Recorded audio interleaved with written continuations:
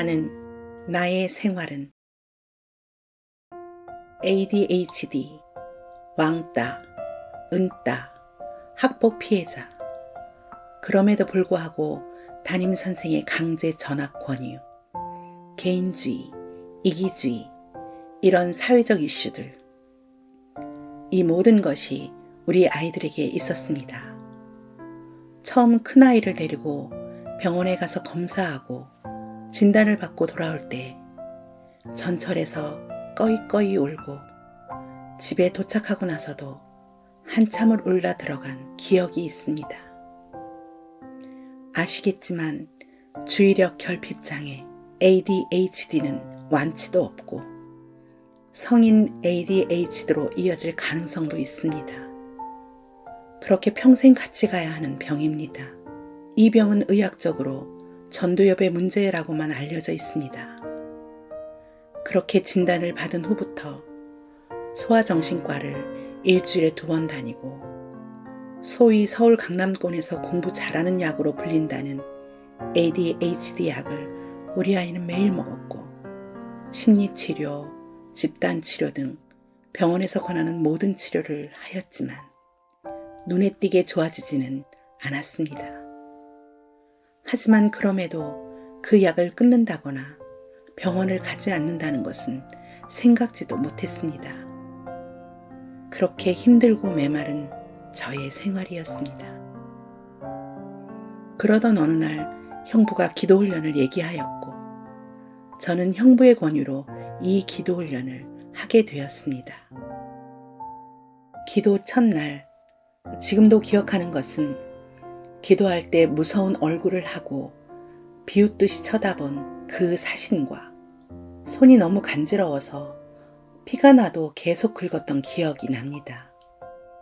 기도훈련은 아이들도 같이 하였습니다. 기도하면서 변화된 아이들의 모습은 제일 먼저 ADHD 진단을 받은 아이의 정상 판정입니다. 기도하면서도 약은 먹었는데 목사님께서는 약을 끊기를 권하셨고 그 후로 병원에서 받은 약을 먹이지 않고 변화만 되어도 감사하겠다 하는 마음으로 기도만 집중적으로 하였습니다. 순종적으로 잘 따라와준 아이를 데리고 병원에 가서 재검을 하였습니다. 그런데 놀랍게도 정상이 되었습니다. 의학적으로 일어날 수 없는 일에 의사는 약간 자존심이 상한 듯 의아심을 품고 다른 핑계를 대면서 약을 먹기를 권하였지만 듣지 않고 나와서 하나님께 감사하였습니다. 그리고 다른 아이들도 개인주의나 이기주의가 변하여 지금까지 햇살처럼 잘 지내고 있습니다. 저의 신앙생활을 둘로 나눈다면 영성학교를 다니기 전과 후로 나눌 수 있을 것 같습니다. 40년 이상 교회 다녔고 결혼하고 제가 살던 곳에서 제일 큰 대형교회를 다녔지만 진심으로 하나님을 사랑하는 법과 미혹의 영하고 싸우는 법, 귀신에 대해서 들어본 기억은 없는 듯합니다. 그리고 회개기도에 대해서 깊게 들어본 적도 없는 것 같습니다.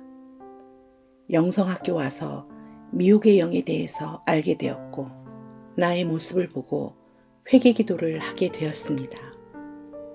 이 기도를 하면서 제가 마음 아프게 회개 기도한 것은 나의 마음이 하나님이 아닌 내 자신으로 꽉 차 있어서 내 중심으로 돌아가는 것이었습니다. 모태신앙이어서 어릴 때부터 들어왔던 잘못된 기복신앙에 이미 내 안에서 답을 정해놓고 마음이 아닌 겉모습만 하나님께 기도한 나의 가증스럽고 가식적인 모습이 너무 부끄럽고 창피하였습니다. 지금도 그때 깨달았던 마음을 잊지 않기 위해서 매일 하나님을 부르고 심판대 앞에 섰을 때의 두려움과 떨림을 생각하면서 기도하고 하나님께 아뢰는 생활을 하려고 노력하고 있습니다. 믿음은 하나님이 주시는 선물이고 내가 직접 체험해야 한다고 합니다. 여러분의 삶이 생활이 변화되길 원하신다면 하나님을 진심으로 부르는 기도를 하셔서 하나님의 큰 은혜와 사랑을 직접 체험하셨으면 좋겠습니다.